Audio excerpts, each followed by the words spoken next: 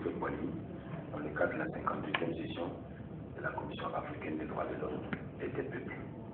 Également, cet événement marque également le 25e anniversaire de la culture africaine. Le mot d'opératoire, notre intervention permettra à ces différents commissaires de donner les premières impressions après 4 jours de travaux. Donc, mesdames et messieurs, les commissaires, soyez les bienvenus en Côte d'Ivoire. Nous espérons que vous avez déjà après 4 jours une bonne image de la Côte d'Ivoire en termes d'organisation. Je pense que chacun pourra venir en quelques minutes son impression sur l'organisation générale, si vous êtes satisfait. Parce que pour bien travailler, il faut que cela se passe dans un très bon cadre, n'est-ce pas? Voilà. Donc nous allons commencer avec le commissaire Mohamed Péché, qui nous donnera un peu ses impressions en termes d'organisation et également il nous dira après 4 jours de travaux et par rapport au mandat spécifique qu'il a, quels sont les objectifs. Est-ce qu'on peut dire là déjà les objectifs commencent à être atteints par rapport à l'enjeu de cette commission? Merci. À travers vous, je souhaite rendre hommage à Son Excellence, Monsieur le Président de la République, à Son Excellence, Monsieur le Ministre chargé des droits de l'homme, de nous avoir reçus à l'africaine, c'est-à-dire avec hospitalité, chaleur, en mettant à notre disposition les moyens nécessaires pour nos travaux. Nos travaux, comme vous le savez, ont commencé par faire le point pendant 25 ans de l'expérience qu'a vécue la Commission africaine des droits de l'homme et des peuples, qui a été créée, comme vous le savez, depuis janvier 1987. Différents ateliers ont été organisés selon des thèmes où nous avons examiné les relations entre la Commission, les mécanismes avec l'ONU, avec les ONG, avec les institutions, et l'ensemble des intervenants ont montré que cette commission, en 25 ans, avec les moyens modestes qu'elle possède, a réalisé un certain nombre de projets. Mais également, ils ont mis en relief les points sur lesquels elles souhaitent que les commissaires prêtent leur attention sur des points de faiblesse, entre autres au niveau du traitement des communications, au niveau, ils ont constaté que cette commission manque de moyens financiers et humains, et chacun a convenu que cette commission mérite l'attention des États, parce que, comme vous le savez, c'est une création des États lorsqu'ils ont décidé en janvier 1981 d'adopter la Charte africaine des droits de l'homme et des peuples. Au jour d'aujourd'hui, nous pouvons dire que l'ensemble des commissaires ont rempli leurs tâches dans la mesure où ils ont fait le bilan, qui est un bilan serein, objectif, en mettant en relief les points faibles ainsi que les points forts. Nous avons aujourd'hui entendu le rapport de la Côte d'Ivoire que nous avons examiné. Et à partir d'aujourd'hui, chaque commissaire va présenter un rapport sur le mécanisme dont il est responsable. Et c'est sans doute à partir de maintenant que chacun de nous va faire le bilan de ce qu'il a pu réaliser, faire en fonction des moyens dont il dispose, et proposer des moyens, des solutions pour mieux faire les années à venir. Merci bien. Madame Catherine Dupé-Atoki, vous êtes la présidente de la commission et nous sommes tout heureux de savoir que vous dirigez avec dextérité cette commission. Tout à l'heure, nous allons vous demander à mi-parcours quel est le bilan partiel que vous avez fait. Monsieur Souyata Maïga,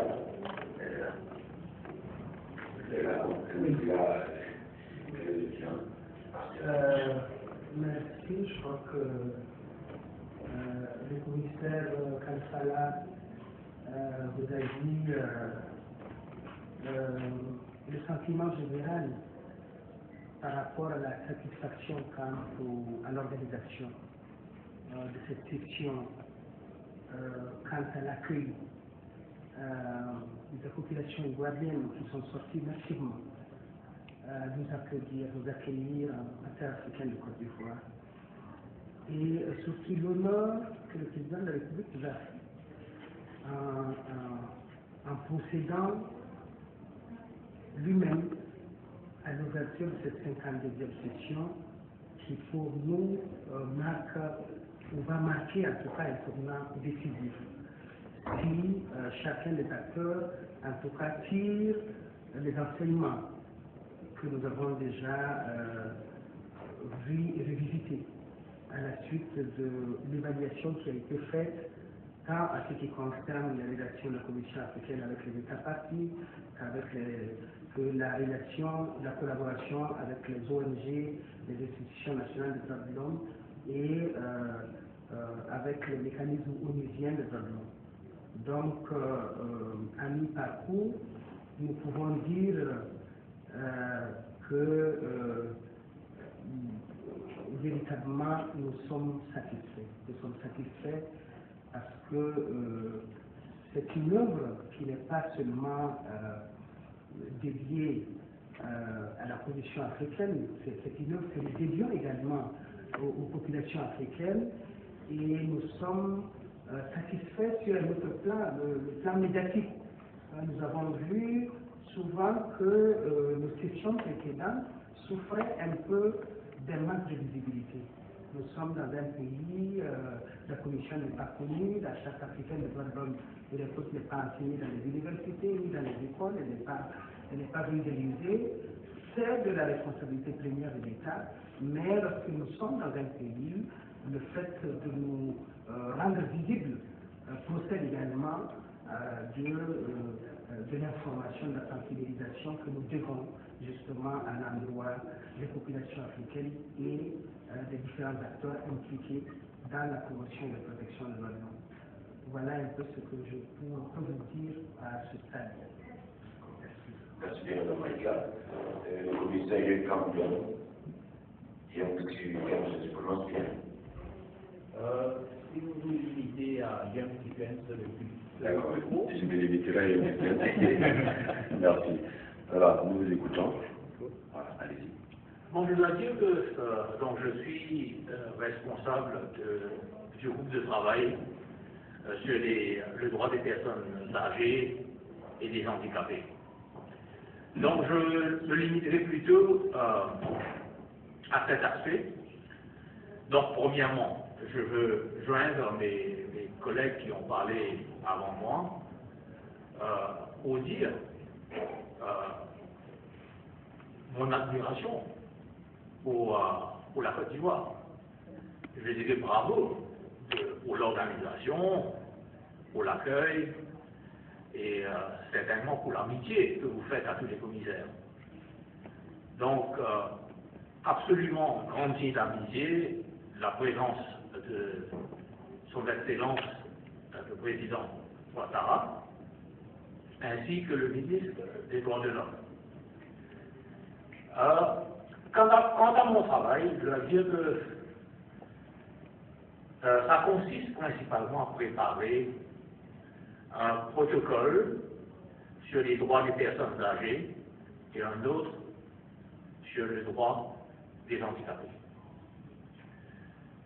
Et si c'est un cadeau que personnellement je souhaite faire à la Côte d'Ivoire, c'est que le protocole sur les droits des personnes âgées soit décidé, finalisé ici, sur le sol de la Côte d'Ivoire. Une ébauche a été présentée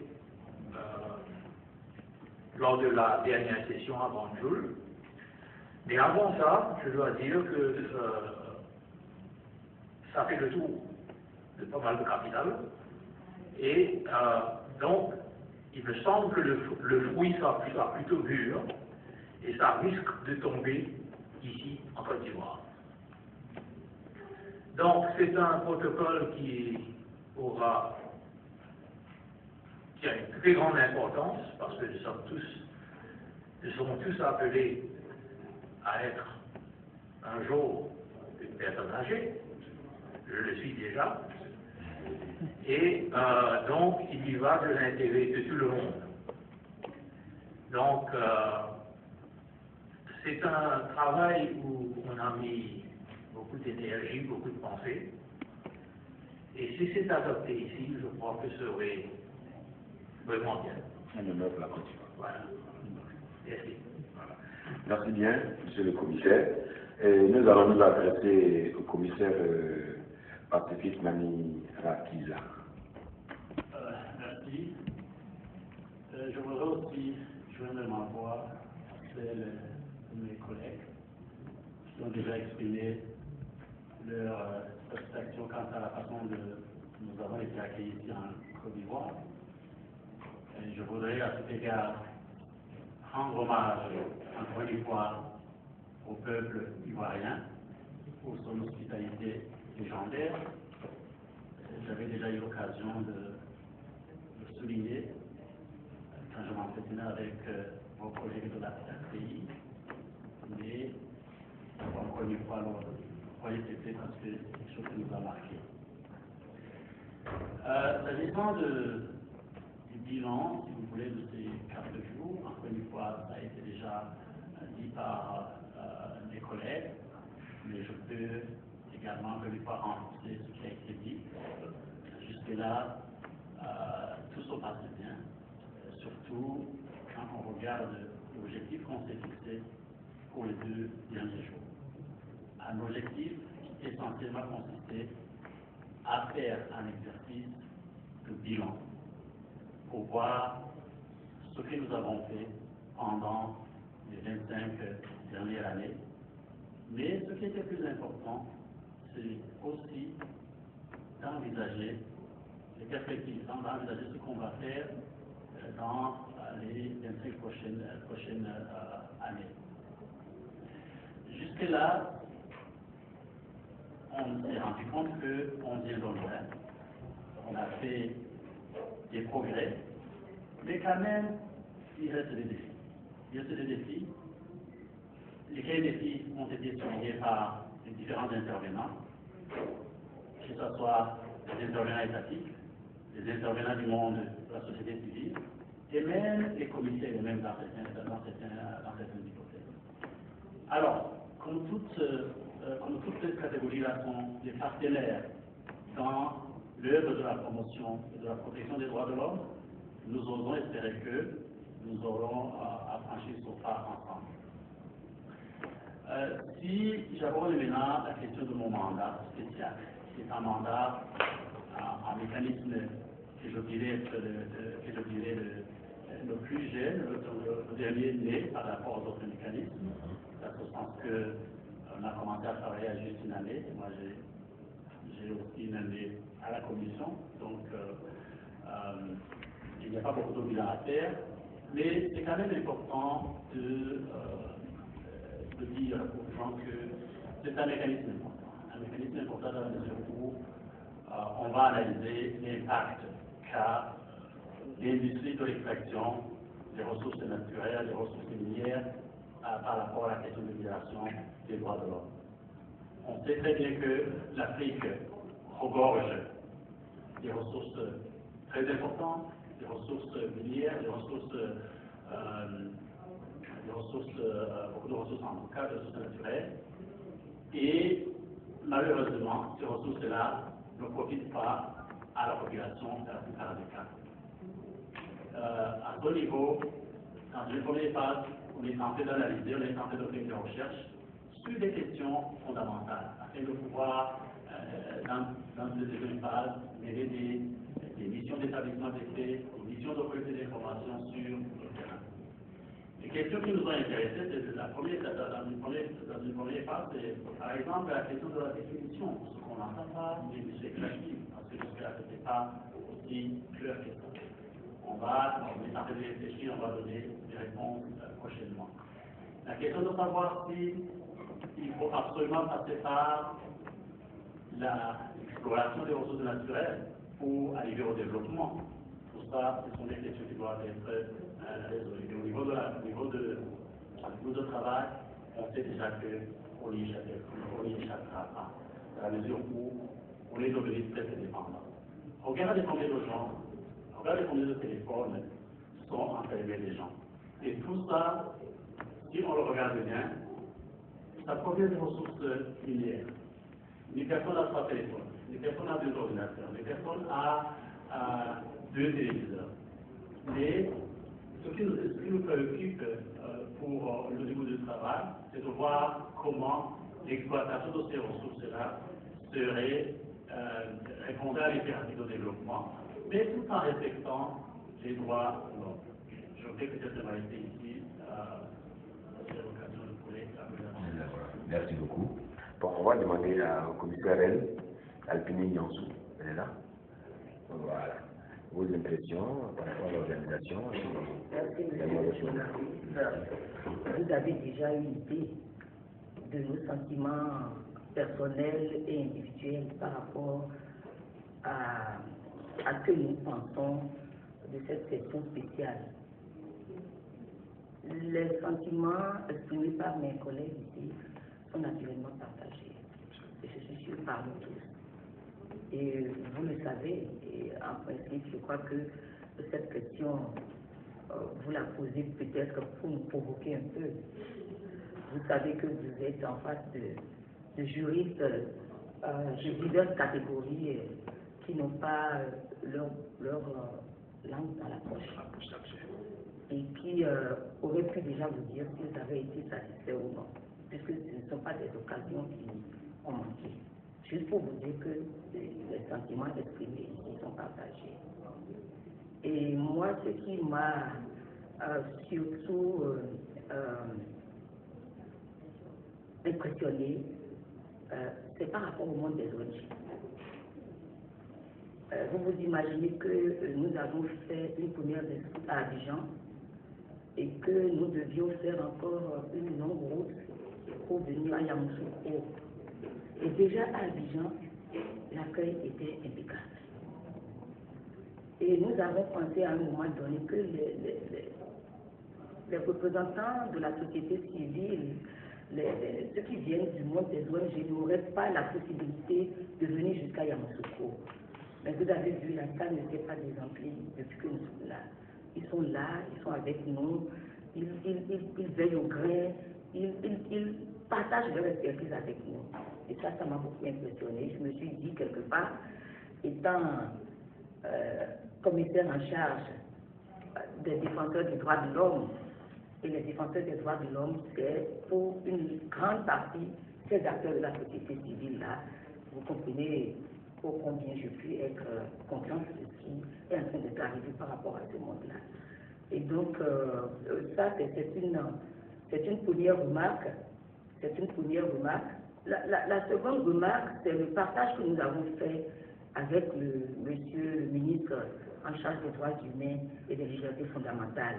Pas plus tard que ce matin, nous avons travaillé avec, depuis hier,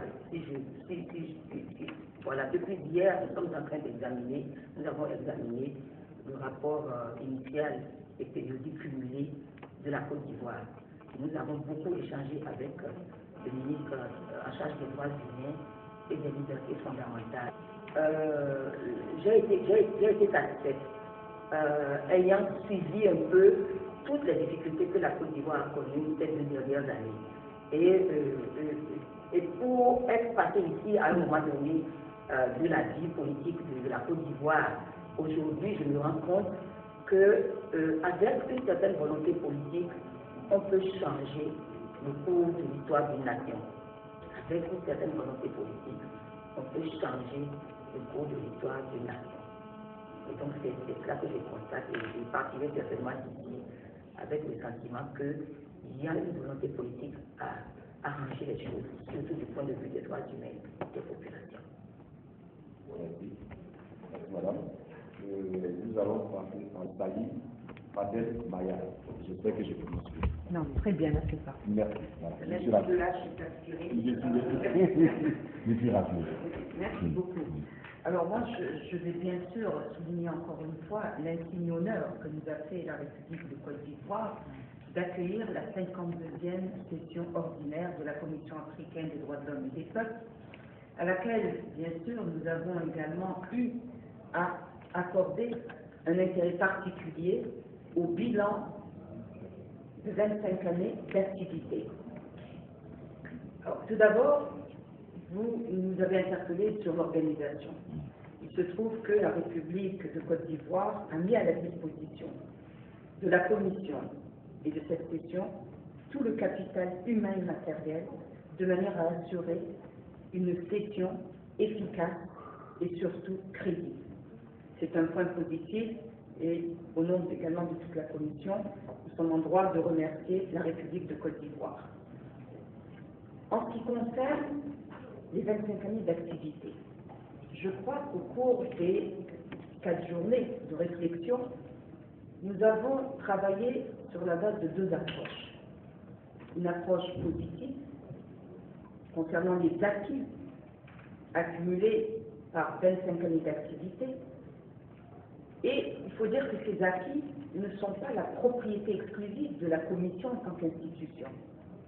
Mais ces acquis, nous les partageons avec tous les partenaires qui travaillent avec la Commission africaine, à l'endroit des États, à l'endroit du réseau associatif, à l'endroit également des populations africaines.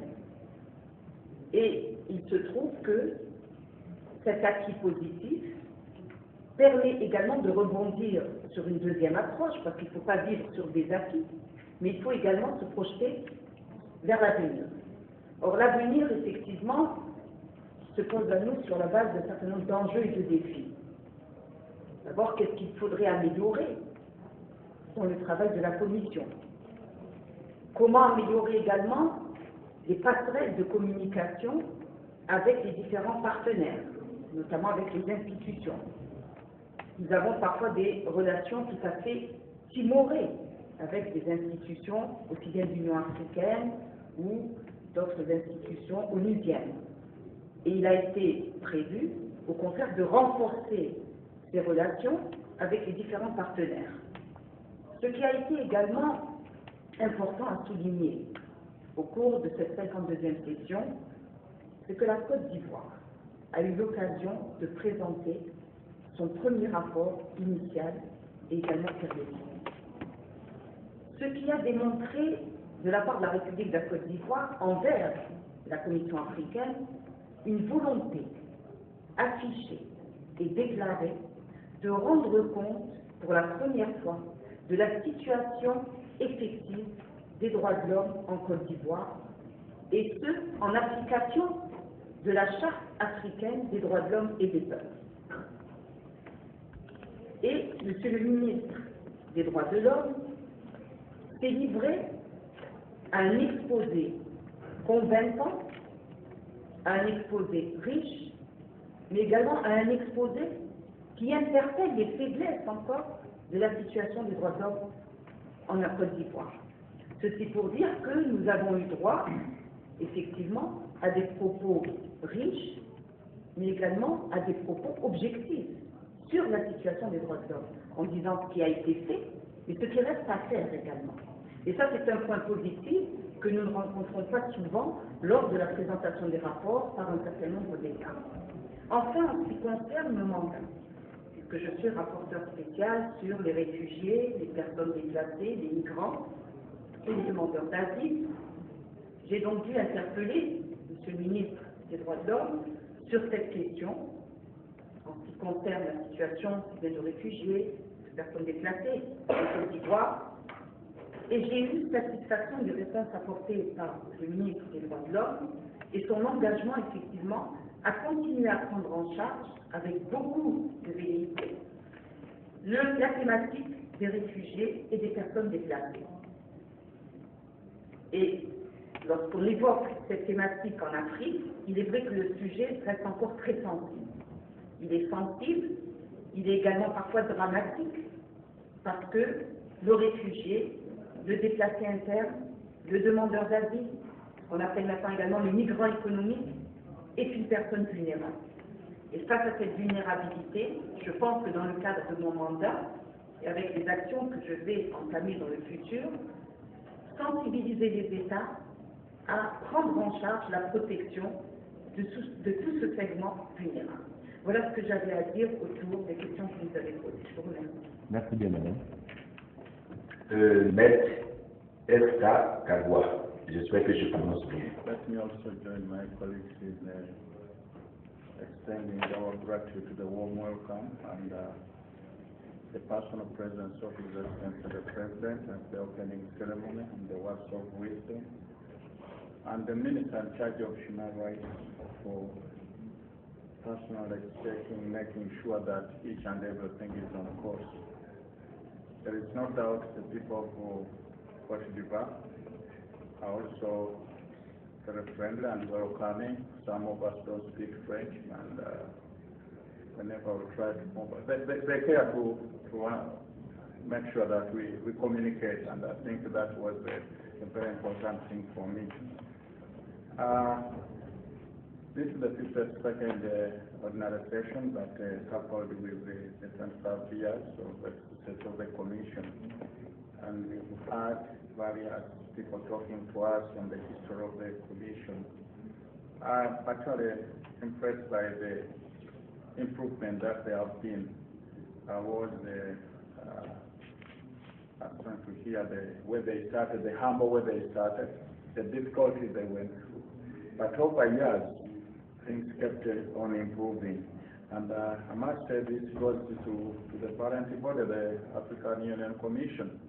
I think it must also be given to it because it finances the African Commission. I'm happy, of course, we are not yet there, but I see the goodwill. I want also to note the participation of the various people. As my colleague Lassini Gans said, the NGOs, the various countries.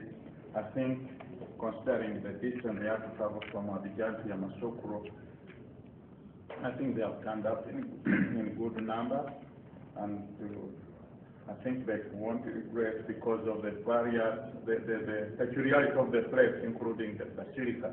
I think to some of us who've been hearing this, and it's an opportunity to see it. Regarding my mandate of prison, I want to say that, of course, prisons remain a problem in Africa. Overcrowding remains the problem. The infrastructure, many of the countries still remain with the colonial prisons. Some have made efforts to reduce.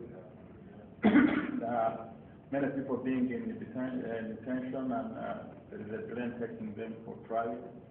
And coming to the strike of Cote d'Ivoire, the minister, yes, I was impressed by the low figures considering the population and the total number of people who are incarcerated. I was impressed. It means people don't generally commit crime in this country.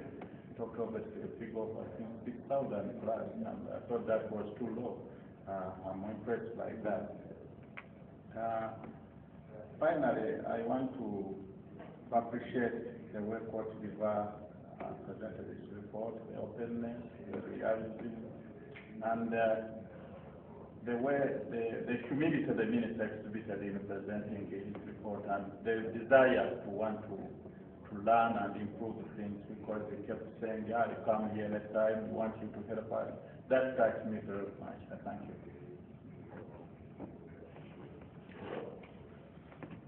Merci bien. Nous allons nous adresser au commissaire Sylvie Kayitesi. Merci d'abord nous avez demandé de donner nos impressions générales sur la tenue de cette session.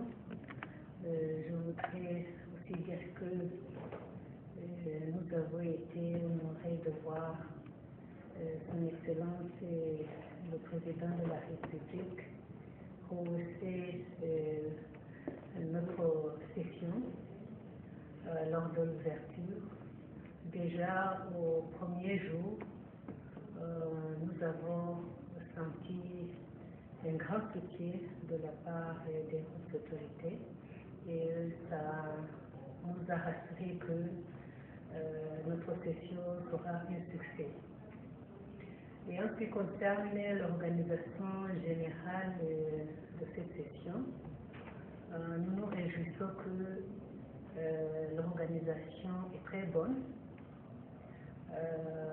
Dès notre arrivée, nous avons été bien accueillis. Au cours des travaux, nous retrouvons tous les services dont nous avons besoin. Et tout cela, après les 4 jours, nous remarquons que le temps qu'il nous reste pour cette session, nous passerons des moments agréables et que nous allons faire notre travail dans de bonnes conditions. En ce qui concerne le bilan de ces 4 jours, comme je suis commissaire qui a mené le dialogue sur l'examen du rapport de la Côte d'Ivoire, je ne peux que exprimer ma satisfaction vu la qualité des réponses que M. le ministre nous a données par rapport à nos préoccupations, par rapport à nos questions. Nous avons apprécié le fait que M. le ministre a fait des promesses quant aux mesures à prendre pour toujours améliorer la situation des droits de l'homme en Côte d'Ivoire. Et puis nous avions déjà noté cet engagement à travers le discours de Son Excellence. Et ce qui fait que les propos du ministre sont venus renforcer ou sont venus compléter déjà les engagements que nous avons entendus à travers le discours de Son Excellence, Monsieur le Président de la République. C'est une bonne chose pour un pays comme la Côte d'Ivoire qui vient de sortir des conflits, de voir qu'il y a une volonté politique depuis l'euro, une volonté politique de voir un pays qui a subi des atrocités comme on en a connu, un pays qui veut changer la page et être un pays exemplaire en matière de respect des droits de l'homme. Donc pour nous, ce que nous pouvons dire en tant que commissaire en charge de la Côte d'Ivoire, nous pouvons aussi nous engager à accompagner la Côte d'Ivoire dans son chemin. Nous ferons tout en termes de besoins en formation, en termes de conseils. La Commission est là pour accompagner les pays africains sur le chemin de la protection, de la promotion des droits de l'homme. En ce qui concerne mon mandat spécifique, je dirige le groupe de travail sur la peine de mort en Afrique. Et là, je peux dire que la situation de la peine de mort n'est pas très mauvaise, parce que depuis les 25 ans, depuis que la Commission africaine a été créée, il y a des avancées par rapport à cette question. Nous avons maintenant 17 pays qui ont aboli la peine de mort, une vingtaine de pays observent le moratoire Et nous pensons que peu de pays qui appliquent la peine de mort vont avancer et observer le moratoire et pourquoi pas abolir la peine de mort comme tout le monde est conscient que la peine de mort n'est pas une solution. Il y a des peines alternatives, donc nous avons l'espoir que un jour notre continent aussi sera un continent qui n'applique pas la peine de mort à l'instar de l'Europe. En ce qui concerne le mandat spécifique, je suis aussi en charge du groupe de travail sur les communications, c'est-à-dire les plaintes contre les États ou les plaintes qui sont adressées à la Commission par un État contre un autre État. Et là aussi, c'est une mission que nous exerçons dans le cadre de la protection des droits de l'homme. Et nous nous rassurons que les individus qui ont saisi la Commission, qu'ils soient rétablis dans leurs droits lorsqu'il y a eu des violations des droits de l'homme. Merci Madame. Madame la Présidente, Catherine Dupuy-Atoki, l'honneur vous revient de nous donner vos impressions et de nous faire une partie après 4 jours du travail. Thank you very much for giving me the opportunity to partake in this discussion. I will first of all start by commending the Republic of Ivory Coast for inviting the Commission to host a very important session in commemoration of its existence, the 25th anniversary. I will further also commend the political will they've expressed in the attendance of the President, despite his busy schedule and even his bereavement, to grace the opening ceremony of the session. But furthermore, I would like to commend the Republic of Côte d'Ivoire as a country coming out of conflict that has moved at such speed to gain the loss of yesterday in reconstituting its government, in conducting an election, and generally moving governance on a level that we almost forgot that there had been some war in recent times. I think that is a great stride that the Republic of Côte d'Ivoire has made, and it is an impression that we will carry for the Republic across Africa as an exemplary of the need for countries to move quickly out of deteriorating situations that they may have found themselves and catch time that is fast flying past them. And I will say that there are other countries emerging from conflict in Africa, in West Africa particularly. But the Republic of Ivory Coast has demonstrated a determination and a commitment to buy back yesterday and move on. Not only moving on in general governance, but dealing with the very challenging situation of human rights, of compliance with human rights in the country. As we have observed from the report that was presented to us this morning, which has been very, very engaging because it has taken the half of yesterday and the half of today to examine and to be able to come to a conclusion which we will be forwarding to the Republic of Côte d'Ivoire after deliberation by all members with regards to what are the positive areas we have noted, what are the areas of concern that the report has generated, and what are the recommendations that we as Commission, representing the whole of Africa, wishes to give to the Republic of Côte d'Ivoire in its attempt to ensure the promotion and protection of human rights in Africa. And so that is my general impression of full commendation of how the Republic of Cote d'Ivoire has put itself forward as a best practice scenario for countries in post-conflict situations. Very quickly, I start from being the chairperson of the African Commission. I am also the chairperson of the Committee for the Prevention of Torture, which is also a mandate that the African Commission that is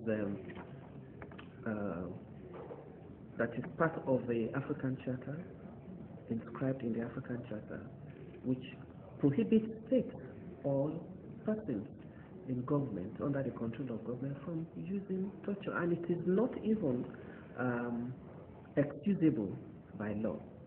And I'm glad to know that the Republic of Cote d'Ivoire is one of the very few African countries that has a domestic law that criminalizes torture, that makes torture a crime, and that also punishes torture.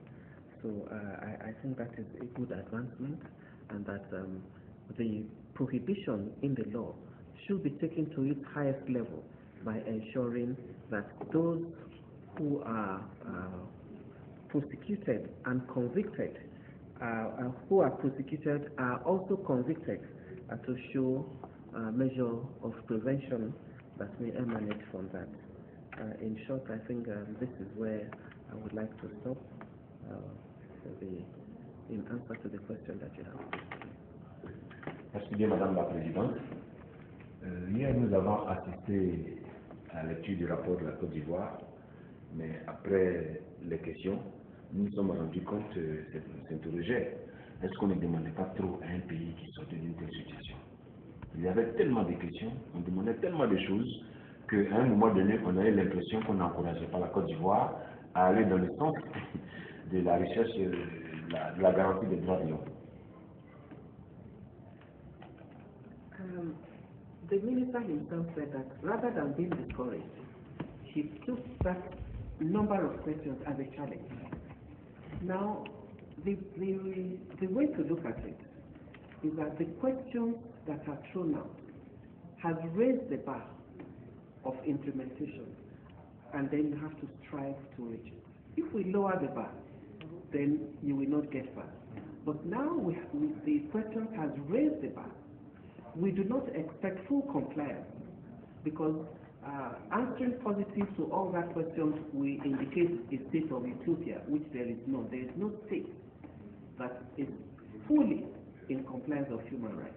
But we must have a bar high enough to help state parties to agitate themselves to striving to reach bit by bit the level that will take them to the highest level that they are able to reach. And I would say that your minister has done an exceptionally good job in showing a political will to rise above even the level in which we thought they were, because this is the first time that the Republic of Cote d'Ivoire will present its report, and so we expected some lapses here, some incoherence, some unprofessional, but we believe that they have measured far above those who have been regular in presenting their report. So I think that those questions have helped the Republic in sitting on and giving us the appropriate answer that needs to be given. Madame la Présidente, cette question, elle peut s'adresser aux autres commissaires, elle concerne le Mali. Au forum des ONG, les ONG n'ont pas manqué d'interpeller la Commission sur son mutisme face à la situation au Mali. Nous avons eu quelques résolutions de ces ONG. Est-ce que vous allez prendre cette interpellation en compte dans le cadre de vos travaux, à la suite des travaux? The situation of the Republic of Mali is a cause of concern to the African Commission as much as it is a cause of concern to the African Union. And we, in the course of our work, have passed several resolutions condemning the situation that was and continues to occur in Mali. But primarily, the Commission will very shortly, in the next month, undertake a fact-finding mission to Mali to actually be seized of the situation on the ground rather than depend on information from media.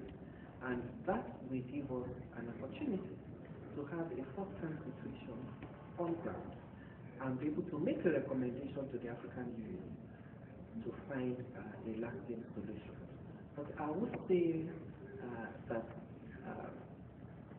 the fallout of the situation of Mali is a general statement. The fallout and then the immediate reaction of the African Union is a statement to all state parties that there is zero tolerance for unconstitutional change of law.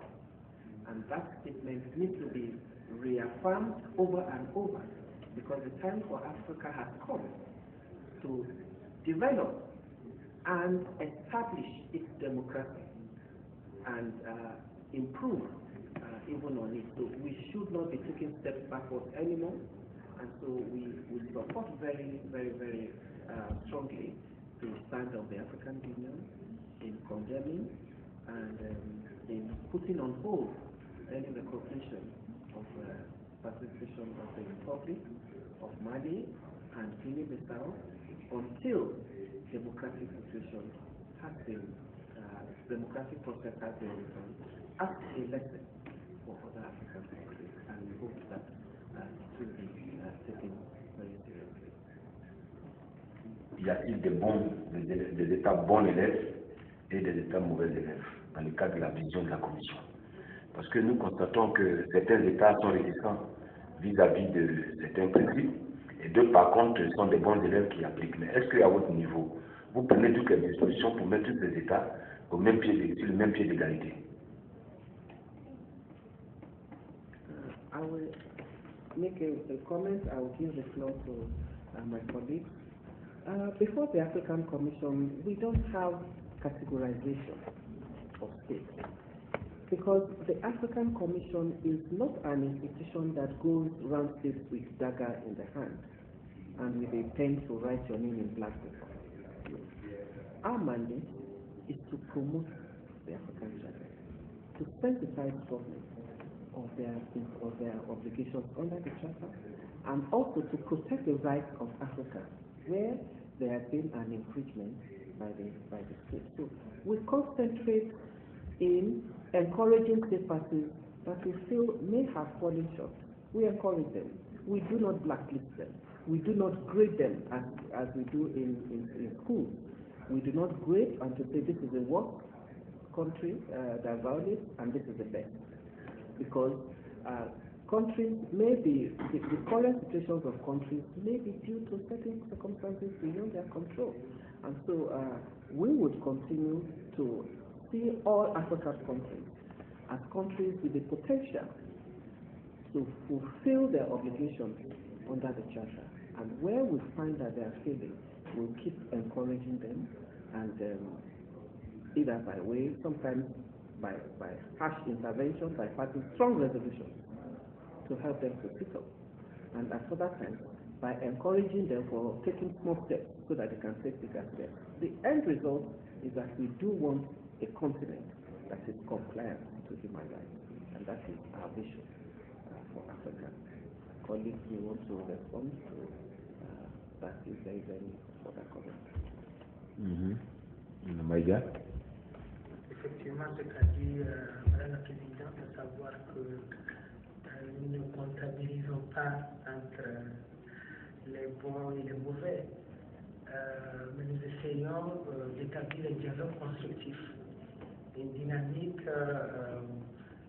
pédagogique à l'effet pour les États d'abord de savoir qu'à ce jour, l'ensemble du continent a ratifié la Charte africaine des droits de l'homme. Et qu'en ratifiant, ils ont des obligations. La première étant, évidemment, de mettre en œuvre ces droits de l'homme, les droits civils et politiques, les droits socio-économiques, les droits de la solidarité, les droits de développement, tous ces droits doivent être mis en œuvre avec un accompagnement en matière de ressources budgétaires, matérielles et humaines. Malheureusement, notre continent connaît encore des conflits. Il y a différentes crises qui le frappent de plein fouet. Donc tout ceci constitue quand même des facteurs limitants et en même temps des domaines de préoccupation. Donc nous sommes tout à fait conscients au niveau de la Commission africaine des droits de l'homme et des peuples que toutes les violations des droits de l'homme ne sont pas forcément des violations du fait de l'État ou des violations certainement pour bien faire ou pour mal faire. Souvent, c'est le manque de moyens, souvent ce sont les conflits, souvent, lorsque je prends le domaine dont j'ai la charge, la promotion et la protection des droits des femmes en Afrique, ce sont les coutumes, les traditions qui nous tirent un peu vers le bas. Nous n'avons pas encore fini d'identifier les bonnes pratiques, les bonnes coutumes, les bonnes traditions, et il y a donc une juxtaposition, une coexistence des règles traditionnelles, des règles religieuses, avec justement les dispositions de la Charte africaine des droits de l'homme et des peuples, ce qui fait que souvent la mise en œuvre de ces droits n'est pas facile. Il faut donc renforcer les campagnes de sensibilisation, l'information, il faut renforcer également l'éducation, la scolarisation, de façon à permettre effectivement à la société de se développer et d'absorber les mauvaises pratiques, les mauvaises coutumes, les mauvaises religions.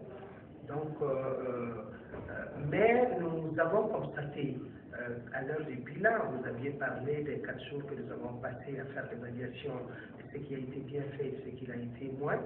Nous avons constaté quand même qu'à ce jour, il y a au moins 12 pays en Afrique qui ont ratifié la Charte africaine et qui n'ont jamais présenté de rapport devant la Commission africaine des droits de l'homme. Or, c'est autour de ces dialogues que nous essayons effectivement de voir les bonnes pratiques, d'identifier les obstacles et les défis, de les comprendre, mais également de partager les bonnes pratiques que nous avons vues ailleurs avec ces États et effectivement de voir comment formuler des recommandations pour permettre aux États d'améliorer la compréhension qu'ils ont d'un certain nombre de thématiques. Je préside par exemple le groupe sur les populations autochtones en Afrique et je voudrais vous dire que ce n'est pas une thématique facile au niveau de l'Afrique centrale où déjà il se pose un problème de reconnaissance même de ce que constituent les populations autochtones, les populations autochtones. Donc nous avons certains pays qui commencent à comprendre et il nous a fallu beaucoup de séminaires de sensibilisation, beaucoup de séminaires d'éducation, d'information et de sensibilisation. Et nous avons également identifié, ou les participants en tout cas ont identifié, que dans notre relation avec les États partis, il y a encore beaucoup de gaps. Nous devons aller dans des missions au niveau du pays, de certains pays. Nous n'avons pas d'autorisation ouverte, alors que les mécanismes des Nations Unies ont ces autorisations ouvertes, ce qui fait que des fois, nous sommes handicapés dans notre travail d'accompagnement et de sensibilisation. Tout ceci donc constitue des fois effectivement des motifs d'insatisfaction, des domaines de préoccupation, mais fondamentalement nous pensons que la majeure partie des pays africains essaient de faire de leur mieux pour accompagner les actions de la Commission africaine des droits de l'homme et des peuples, et nous comptons en tout cas sur un pays comme la Côte d'Ivoire qui a le leadership au niveau de la CEDEAO, non seulement pour le problème du Mali dont vous parlez, mais également pour d'autres problèmes. L'accompagnement de la Commission africaine des droits de l'homme et des peuples qui a son siège à Gambie, au niveau de la CEDEAO. Et il est important donc à ce niveau que nous puissions effectivement bénéficier de plus d'accompagnement de la part des États de l'Afrique de l'Ouest en termes de mise à disposition de ressources humaines, de ressources financières, à l'effet pour nous, effectivement, de renforcer le dialogue, comme je l'ai dit, constructif avec les États partis. Je vous remercie. Merci bien, Madame Nadir. Madame la Présidente, avant de vous demander de conclure et de donner votre dernier avis, je voudrais vous souhaiter joyeux anniversaire. Nous avons appris que c'était votre anniversaire, que Dieu fasse que tout ce qui n'a pas pu se réaliser dans votre vie puisse se réaliser. Et ça, c'est au nom de tous ceux qui sont présents dans la salle. Voilà, au dernier mot. I want to thank you very much for your kind words and the kind expression of everybody to wish me well. I wish all of us well and long life to everyone here. The conclusion is that we will be leaving the Republic of Côte d'Ivoire with good memories of one, hospitality that has been given to members, of demonstration of genuine political will by the state to do the best in the face of conflicting challenges. That will be my last word. I do not want to mix it so that it can think very well that we appreciate the political will that has been demonstrated by the Republic of Côte d'Ivoire, and we wish them well as they struggle for good governance, for protection of human rights, and for general welfare of the people of Côte d'Ivoire. Je vous remercie, mesdames et messieurs les commissaires, que Dieu vous accompagne tout le long de votre séjour ici, que vous rentrez dans vos familles, en bonne santé et avec beaucoup de joie. N'oubliez pas que la Côte d'Ivoire est un pays touristique. Ramenez des petits cadeaux de la Côte d'Ivoire.